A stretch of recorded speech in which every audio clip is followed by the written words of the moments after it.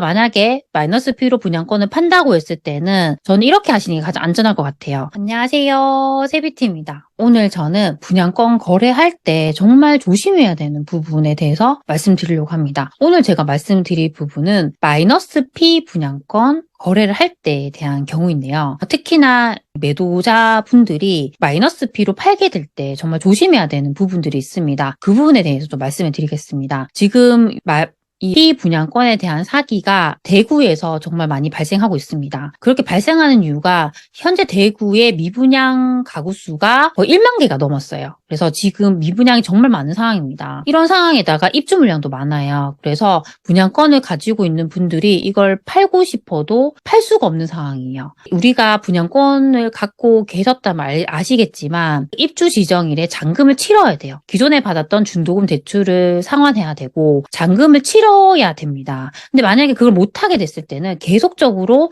분양회사에서 연체 이자가 발생하게 돼요. 그럼 그걸 계속 내야 되는 거예요. 그렇게 하다가 나중에는 계약 해지가 될 수 있지만 일단은 그게 되기까지는 계속적으로 연체 이자가 발생하게 되고 힘들어지는 상황이 발생합니다. 그렇다 보니까 이 분양권을 가지고 있는 분들이 어떻게든지 이걸 팔고 싶은 거예요. 그래서 처음에는 무피라고 해서 분양가대로 팔려고 하지만 그게 안 팔리면 마이너스 P 1,000, 2,000, 3,000 계속 내리게 되는 거죠. 그래서 마이너스 P 7천만 원까지도 이렇게 지금 나와 있는 매물들이 많았어요. 그런 것들을 팔려고 했는데 이걸 악용을 해가지고 사기를 치는 경우가 지금 많이 발생하고 있습니다. 그래서 이런 부분에 있어서 되게 주의가 필요한 상황입니다. 근데 사기를 치는 유형이 한 2가지 정도가 있다고 합니다. 우선 첫 번째 케이스가 어떤 케이스냐면 보통 우리가 분양권을 판다고 했을 때 어떻게 진행이 되냐면 이 분양권을 매수자가 사게 되잖아요. 그러면 처음에는 매수자분이 분양가의 10%를 계약금으로 주게 됩니다. 만약에 이 분양권이 5억짜리라고 했을 때는 이 5억의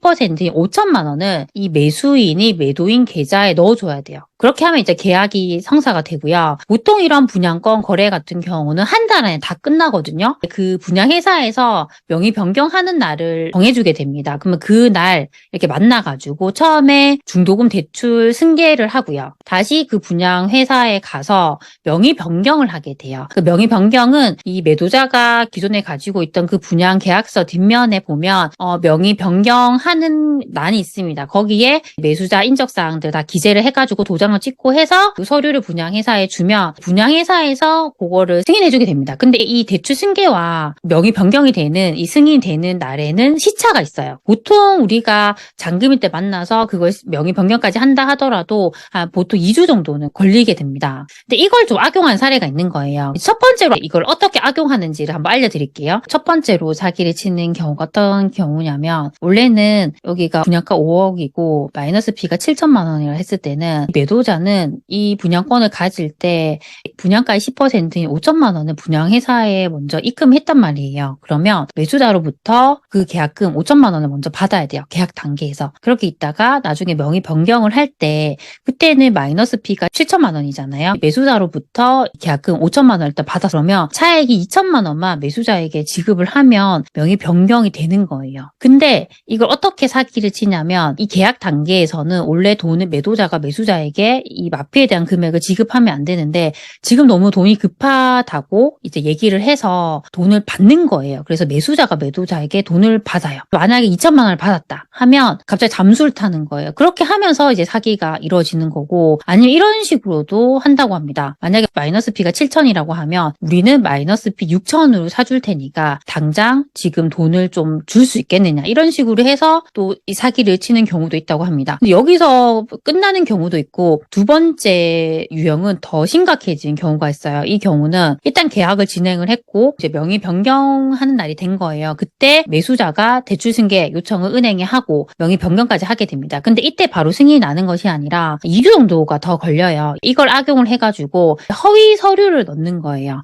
허위 서류를 넣어서 승인이 안 나게 하는 거죠. 그 사이에 전세를 맞추는 거예요. 전세를 맞춰가지고 전세 보증금까지 가로채서 잠수를 타는 경우도 있다고 합니다. 그렇게 되면 이게 분양권 사기에다가 전세 사기까지 더 확산이 될 수 있는 거예요. 실제로 또 이렇게 이루어지는 경우도 있다고 합니다. 그래서 이게 정말 심각해질 수 있기 때문에 지금 대구에서 얼마 기간 동안 명의 변경을 중단하라는 얘기도 있었습니다. 근데 요거를 좀 방지할 수 있는 부분이 좀 더 번거로울 수 있지만, 내가 만약에 마이너스 P로 분양권을 판다고 했을 때는 저는 이렇게 하시는 게 가장 안전할 것 같아요. 우리가 마이너스 P에다가 계약금을 빼고 그 차액을 매수자에게 지급하는 형식이 아니라 그냥 원칙대로 하시는 거예요. 처음에는 매수자로부터 분양가의 10%인 돈을 받으시고요. 나중에 명의 변경하는 날이 됐을 때, 그때 잔금 정산을 하실 때 이 마이너스 P와 계약금의 차액 을 지급을 하시는 게 훨씬 더 안전할 것 같고요. 그리고 요즘에 부동산에서 이렇게도 많이 하신대요. 중도금 대출 승계와 명의 변경이 승인이 날 때까지 보통 2주 정도 기간이 걸리니까 잔금을 할 때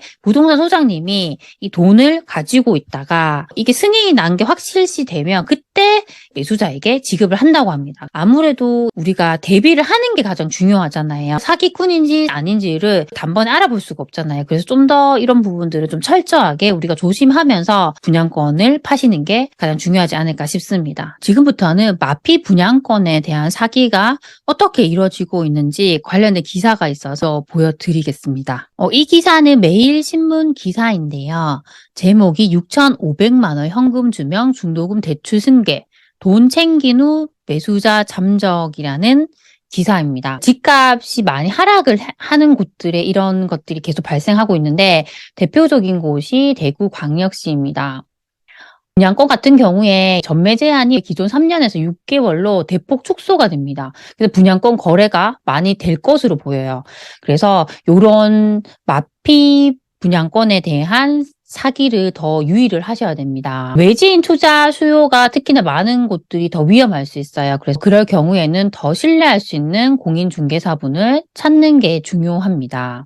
대구의 한 아파트 분양권을 프리미엄 6,500에 판 A씨는 마피 금액을 현찰로 받은 뒤 연락을 끊어버리는 수법을 당했다고 합니다. 여기서 6,500이라고 하면 마이너스 P 6,500을 의미를 합니다. 분양권 매수자가 중도금 대출까지 승계하겠다고 해서 현금을 줬는데 아파트 시행사 측에서 매수자 서류에 문제가 발생해서 명의 변경이 불가능하다는 연락을 받았다고 합니다. 6,500만 원을 챙겨간 상대방과도 연락이 완전히 끊겼다고 합니다. 보통 보면 분양권을 사는 매수자가 매도자에게 돈을 지급해야 되잖아요. 그런데 마이너스 P 같은 경우는 분양가에서 이만큼 금액이 빠졌기 때문에 반대로 매도자가 매수자에게 돈을 지급하게 됩니다. 그래서 최근에 보면 이렇게 마피 사기 같은 경우는 부동산 하락장에서 매수자에게 웃돈을 주고라도 분양권을 팔고 싶은 사람들의 심리를 악용해서 계속 벌어지고 있는 상황입니다. 대구시 동구 쪽에도 보면 마이너스 P 분양권이 현재 많은 상황입니다. B아파트 분양업체는 명의 변경 업무를 한시적으로 중단했다고 합니다. 그 아파트 분양권이 얼마인지도 모른 채 매수하겠다는 사람도 있다고 합니다. 컨설팅 업체가 내세운 바지 계약자로 보인다고 합니다. 그러니까 무조건 일단 마이너스 P면 매수자가 돈을 받을 수 있으니까 이렇게 지금 접근하는 방법이 많다고 합니다. 대구의 C 아파트 분양 관계자는 재직증명서나 소득증빙 서류를 더욱 꼼꼼하게 확인하는 업무 방식을 재점검하고 있다고 하는데요. 그렇게 하는 이유가 매수자 측에서 허위 서류를 회사에 제출을 해서 지금 명의 변경이 부적격으로 나오게 돼서 명의 변경을 못하는 방식으로 하고 있거든요. 처음부터 이런 재직증명서나 소득증빙 서류를 꼼꼼하게 좀 확인하려고 한다 합니다. 여기서 우리가 또 알아야 되는 점이 분양권 전매 잔금하는 날 명의 변경 신청을 하는데 그날 바로 승인이 나는 게 아니고요. 보통 그날로부터 2주 정도 시간이 걸릴 수 있습니다. 그래서 이때 보통 잔금을 다 해버리는데 그렇게 잔금할 때 매도자가 매수자에게 돈을 줘버렸는데 매수자는 잠수를 타버리고 결과적으로 명의 변경도 승인이 안 나게 되면 이 피해를 보는 사람이 매도자가 되는 거예요. 그리고 이게 어떤 식으로 확산이 될 수 있냐면 나중에 잔금을 할 때 매수자가 매도자에게 나는 돈이 부족하니까 전세를 맞춰가지고 잔금을 주겠다라고도 할 수가 있습니다. 그렇게 돼버리면 그 분양권을 가지고 전세를 맞출 수도 있거든요. 세입자로부터 전세 보증금을 받고 그걸 가지고 또 잠수를 탈 수 있기 때문에 결과적으로 이게 아파트 입주 전에 이 분양권이 경매로 또 넘어갈 수가 있고 그러면 세입자, 시행사 그 은행까지 모두 피해를 뒤집어 쓸 수 있는 상황도 발생할 수가 있습니다. 그래서 분양권 거래 시에 지역에 기반을 두고 오래 영업을 해온 부동산과 거래를 하면 피해를 확실히 줄일 수 있다고 합니다. 그래서 우리가 최대한으로 부동산을 좀 많이 알아보시면 좋을 것 같아요. 그러니까 내가 관심이 있는 그런 분양권이 있다고 하면 네이버 부동산에 연락처 같은 것들이 많이 나오잖아요. 미리 전화로 연락도 좀 자주 해보시고 또 현장 가보시면 좀 알잖아요. 여기가 새로 생긴 부동산인지 아니면 딱 봐도 여기서 오래 했는지 다 알 수가 있어요. 그러니까 간판만 봐도 거의 티가 나거든요. 그런 것들을 좀 신중하게 계속 확인을 하시면서 이런 부동산도 잘 선정하시는 게 좋을 것 같습니다. 앞으로도 또 분양권과 관련된 이야기들이 있으면 제가 빠르게 가져오도록 하겠습니다. 그럼 우리 다음 시간에 만나요. 안녕.